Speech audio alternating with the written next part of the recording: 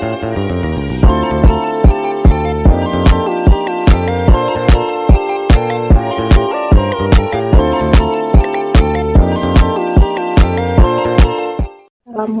warahmatullahi wabarakatuh. Saya Jenny Ramadhani dengan NPM 220040018 dari kelas PIPA 4A.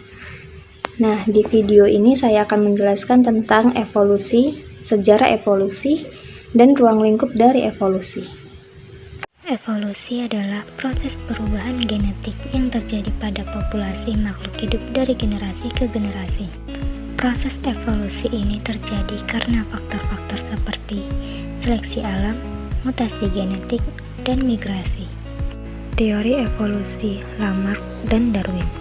Pada teori evolusi Lamarck, yaitu teori yang didasarkan pada prinsip bahwa perubahan fisik pada organisme selama hidupnya, seperti perkembangan organ atau bagian tubuh yang lebih besar karena penggunaan yang lebih intensif, dapat diturunkan kepada keturunannya.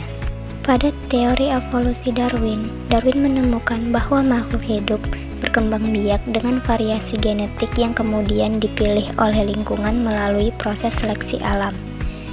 Makhluk hidup yang memiliki karakteristik yang lebih sesuai dengan lingkungan akan memiliki peluang bertahan hidup dan berkembang biak lebih baik.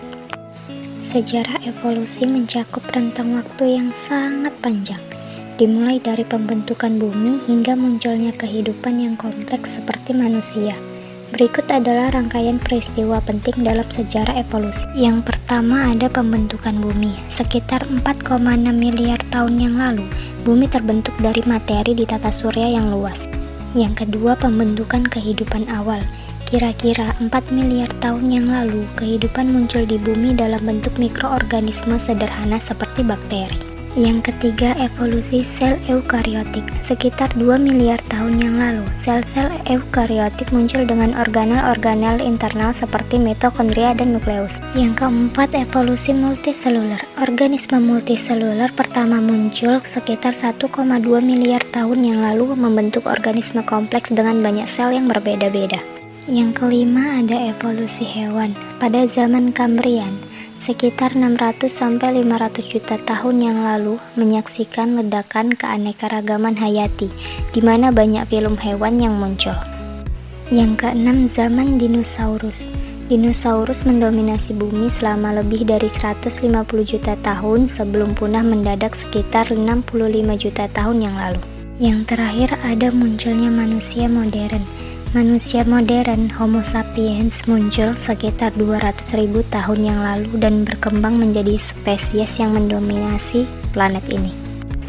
Ruang lingkup evolusi. Simpson 1963 membagi evolusi organik menjadi 3 kategori, yaitu sebagai berikut. Pertama, mikroevolusi, yaitu perubahan atau peristiwa yang berhubungan dengan terjadinya ras atau subspesies. Yang kedua, ada makroevolusi, yaitu perubahan yang merupakan peristiwa terbentuknya spesies baru atau spesiasi. Dan yang ketiga, megaevolusi, yaitu perubahan yang berhubungan dengan terjadinya tingkatan yang lebih tinggi dari spesiasi. Berdasarkan proses terjadinya evolusi, maka evolusi dibedakan menjadi 2, yaitu sebagai berikut. Yang pertama, evolusi progresif, yaitu meliputi proses perubahan pada makhluk hidup dari bentuk yang sederhana menjadi bentuk yang lebih kompleks.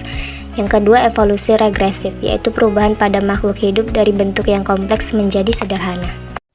Sekian penjelasan dari saya, lebih dan kurang saya mohon maaf. Wabillahi taufiq wal hidayah. Wassalamualaikum warahmatullahi wabarakatuh.